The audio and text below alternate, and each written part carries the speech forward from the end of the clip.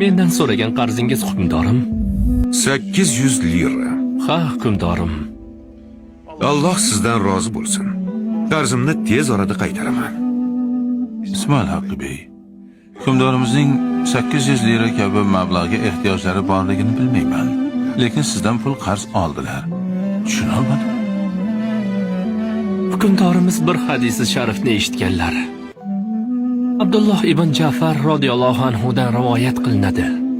Payg'ambarimiz alayhisolatu vassalam afandimiz aytadilar-ki, qarz Allohni norozi qilmaydigan ishlarga olinganda, Alloh zul jaloli val ikrom qarzini to'laguncha qarzdor bilan birgadir.